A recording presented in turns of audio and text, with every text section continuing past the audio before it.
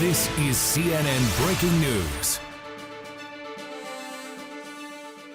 Good afternoon, I'm Savannah Peat. Thanks for being with me. You're watching CNN. First, time is up for the government to reunite all separated migrant children with their families. Today is the deadline imposed by a federal judge in California. Over these last few months, we've heard children cry for their parents. We've seen public outrage and protests, and now, new audio of these parents pleading with judges to grant them asylum in the United States, simply so they can be with their children.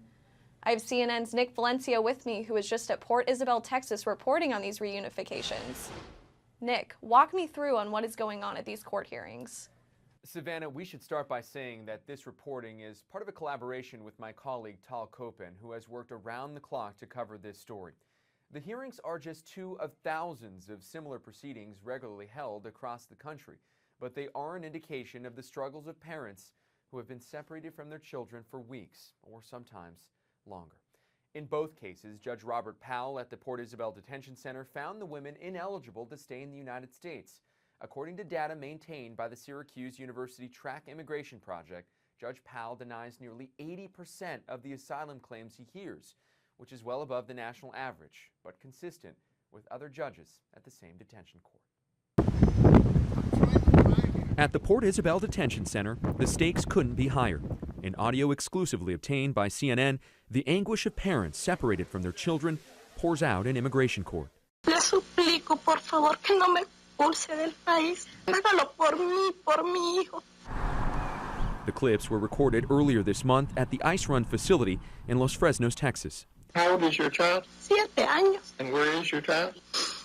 No sé, me dijeron que aquí en Texas no tengo a nadie más por mí. Se lo suplico. The audio is of two mothers at what are known as credible fear reviews. It's their last chance to prove that they have a reasonable fear of persecution or torture if returned to their home countries. If parents like these fail, they may be faced with a heart-wrenching decision: be deported as a family or leave their children behind. Quiero decirle de que yo hice la entrevista. Algunas preguntas entendí, otras no. Yo estaba desesperada porque ellos al principio me preguntaron por mi niño. Yo fui separada de mi niño. Mi niño quedó allí en la hielera, en el piso tirado. Yo no sabía de mi niño cuando me hicieron la entrevista. What did you want to say that you weren't able to say? Que me den la oportunidad, por favor, de quedarme aquí en el país. Necesito salvar la vida mía y la de mi hijo. The proceedings take just a few minutes, stunning in their brevity, given the weight of the decision.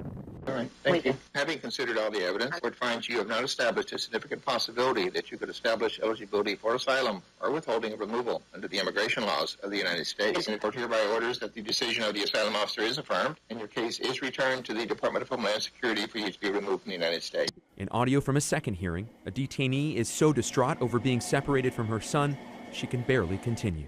Lo que yo quiero es estar con mi hijo. You don't have to speak Spanish to hear the pain in her voice. I understand that, ma'am. Is there anything you want to say regarding your case? Que ya no puedo seguir con esto. Lo que quiero hacer es estar con mi hijo. Nick Valencia, CNN, Atlanta. We can now report that the two mothers that you heard from in that audio have been reunited with their children. CNN gave the Department of Justice an opportunity to comment on the audio, and at this time, they have not provided comment. Meanwhile, we've learned that the government has deported potentially at least 463 parents without their children. The feds have made no indication as to how they plan to reunite those parents with their kids by the July 26 deadline. Savannah? Nick Valencia, thank you. In a fiery tweet storm this morning, the president once again attacked the special counsel's Russia investigation, this time calling on Attorney General Jeff Sessions to end the probe, tweeting, quote, "Stop this rigged witch hunt right now before it continues to strain our country any further." And all of this when last week CNN reported the president's tweets are being examined as part of the Mueller probe. Reporters immediately raised the question if this qualified as an attempt to obstruct justice. Here's White House Press Secretary Sarah Sanders on this. It's not an order, it's the president's opinion, and it's ridiculous that all of the corruption and dishonesty that's gone on with the launching of the witch hunt, the president has watched this process play out, but he also wants to see it come to an end, as he stated many times, and we look forward to that happening. The president's attorney, Rudy Giuliani, also downplayed the president's tweet today, saying the obstruction talk was, quote, nonsense. He's established a clear sort of practice now that he expresses his opinions on Twitter. He used the word should, he didn't use the word must, and there was no presidential directive that followed it. If he wanted to obstruct it, he'd obstruct it. I mean, he could just end it. But remember, former White House press secretary Sean Spicer said these tweets had a different meaning. Are President Trump's tweets considered official White House statements? Well, the president is the president of the United States, so they're considered official statements by the president of the United States. It's opinion, it's an order, it's a statement. One thing is for sure. Trump and his team appear ready now more than ever for this investigation to end.